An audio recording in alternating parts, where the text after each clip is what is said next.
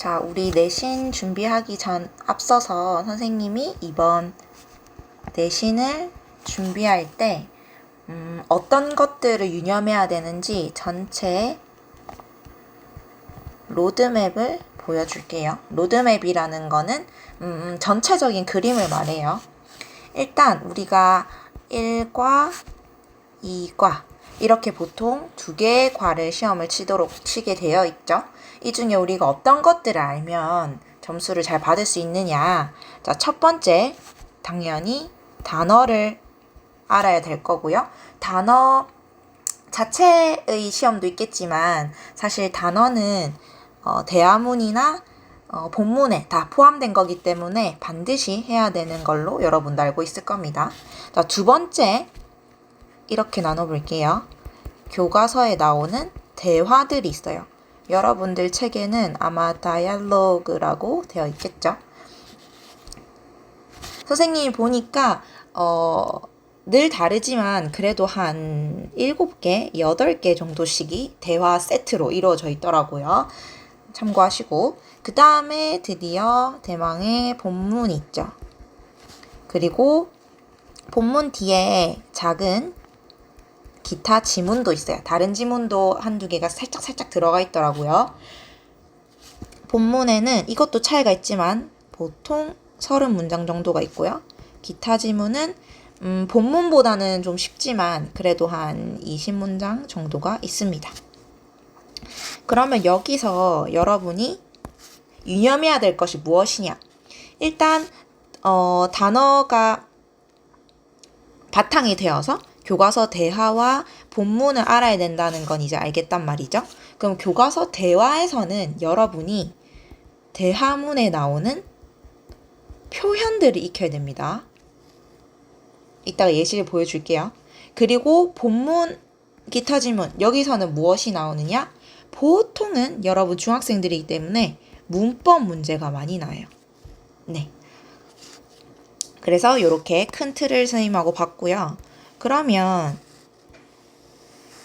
우리가 지금 4주 정도, 4, 5주 정도 남았는데 이제 본격적인 시험 대비가 시작되잖아요. 그럼 우리가 내신 대비가 어떻게 진행되는지 알려주면 우리가 일단 2주 정도 또 2주 정도 있다고 치면 이때는 선생님이 1, 2가를 여러분이 분석도 해보고 대략적인 문제들을 많이 풀어보도록 하겠습니다. 그리고 1, 2가가 이제 다 끝났죠. 문제도 많이 풀어봤어.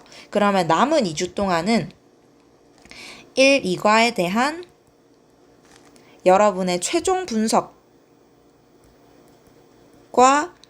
그래도 부족한 부분이 계속 나오거든요. 보충을 계속 해가겠습니다. 그리고 이때도 문제를 계속 풀 거고요. 이때는 아마 본격적인 실전 문제들을 계속 풀게 될 겁니다.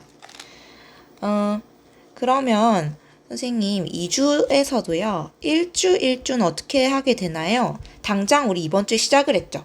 이때는 테마는 1과입니다.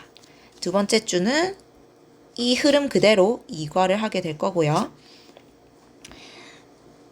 이때 선생님이 한번 나눠봤거든. 일단 핵심 문법을 먼저 배울게요. 그리고 문제도 풀어보고 본문 문장 한 10문장 정도 공부해 보도록 하겠습니다. 그럼 여기에 대해서 여러분이 숙제를 해서 익혔어. 그러면 이제 두 번째 왔을 때 본문 또 남아있는 게 있겠죠? 본문을 마무리할 거고요. 또 세 번째 왔을 때는 이제 기타 지문 아까 선생님이 여기 있다고 했죠? 기타 지문 그리고 간단하지만 꼭 문제 나오면 틀릴 가능성이 있는 교과서 우리 아까 대화 여기 있던 교과서 대화를 마무리해서 1과를 마무리해 보도록 하겠습니다. 그러면 숙제는 남은 2주간 어떻게 될 것이냐? 우리가 이렇게 본문 이렇게 배울 때마다 여러분이 이게 내 걸로 만들어야 되겠죠. 내 걸로. 그래서 배운 것에 대한 그때그때 복습 프린트를 선생님 줄 거고 그 다음에 문법이 아무래도 가장 이 득점을 위한 좀 키포인트라고 생각하거든요. 그래서 문법 문제, 이번 1과에 나오는 문법 문제에 대해서 계속 여러분이 감을 놓치지 않도록 화요일 숙제에도 나오고 목요일 숙제에도 금요일 숙제에도 선생님이 내도록 할게요. 이런 흐름으로 진행될 거예요. 그래서 이번 주 1과 끝났어. 다음 주 2과 끝났어. 분명히 여러분 거를 만든 사람도 있을 거고 여러분 걸로 못 만든 친구도 있을 거거든요. 그러면 남은 2주 동안 이때 충분합니다. 이때 여러분이 한번 잘 봤다는 가정하에 최종적으로 내가 분석도 해보고 선생님 이게 자꾸 부족하더라고요. 자기가 스스로 보충도 한번 해볼게요. 근데 확실한 건 여러분이 숙제가 많이 늘어나겠죠. 선생님은 내신 이 한 달 동안 숙제라고 부르고 자기 공부라고 적을게요. 결국 숙제는 선생님도 없고 여러분이 배운 걸 바탕으로 하는 자기의 공부잖아요. 정말 찐 공부. 이거를 얼마나 잘해오느냐, 많이 해오느냐에 따라 선생님은 거기에 비례해서 득점할 수 있을 거라고 생각해요. 80점만큼 공부한 친구는 80점 받을 거고, 와, 나 이거보다 더 열심히 할 수가 없어. 선생님이 내주신 거 다 했어. 당연히 100점 받을 수밖에 없겠죠. 근데 뭐 이렇게 해온 친구의 반을 공부한 친구는 뭐 60점 받으면 잘 받은 걸 거고. 그러니까 결국 하고 싶은 말은 자기가 공부한 만큼 점수가 나올 것이다. 그래서 자신의 목표에 따라 내가 이번에 좀 이때까지 했던 공부 또는 점수보다 좀 잘 받고 싶어.